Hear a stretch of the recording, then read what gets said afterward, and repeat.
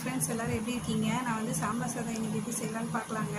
இது வந்து சாம்பார் சாதம், பருப்பு சாதம், இல்லை பிஸ்மில்லாபாத் எப்படி வேணாலும் வச்சுக்கலாம். எனக்கு தெரிஞ்ச அளவுக்கு நான் செஞ்சுருக்கேன்.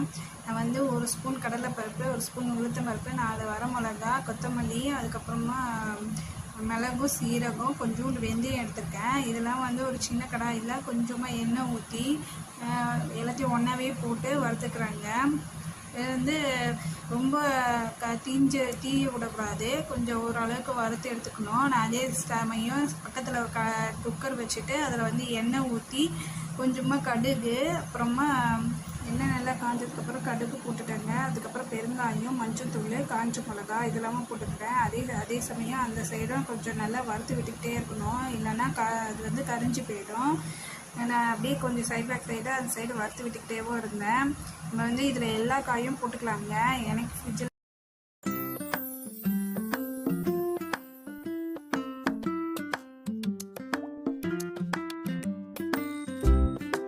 நான் பார்த்தீங்கன்னா ஒரு 3 பெரிய வெங்காயம், ஒரு 10 சின்ன வெங்காயம், ஒரு 10 பல்லு பூண்டு எடுத்துருக்கேங்க. எண்ணெயில் போட்டு கொஞ்சம் நல்லா வதங்கட்டும்.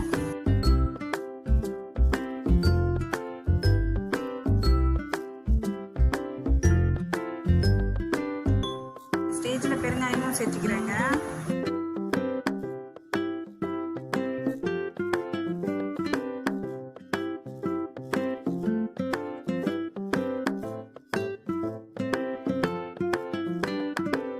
நல்லா வதங்கினதுக்கப்புறம் 3 பழமான தக்காளி போட்டிருக்கேன். இதுவும் நல்லா சேர்த்து வதங்கணும். நல்லா வதங்கினதுக்கப்புறம் பார்க்கலாம்.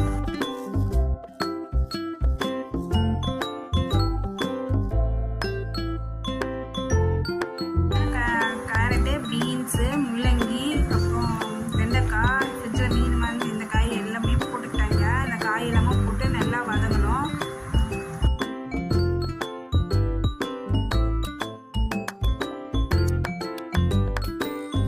வதங்கினதுக்கப்புறம் தேவையான அளவு உப்பு போட்டுக்கிறேன். அப்புறம் அந்த மசாலா வந்து ஆறினதுக்கப்புறமா நல்லா அரைச்சிட்டு அதில் ஒரு 2 தேங்காய் பற்றியும் போட்டுக்கோங்க.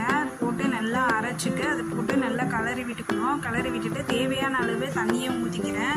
நான் வந்து 1 கிளாஸ் அரிசி, 1/2 கிளாஸ் பருப்பு எடுத்துக்கேன். இதுக்கு வந்து 5 கிளாஸ் தண்ணி ஊற்றிருக்கேன். தண்ணி நல்லா கொதிச்சதுக்கப்புறமா நம்ம அரிசி போட்டு ஒரு 5-6 விசில் விட்டு எடுத்துக்கணுங்க.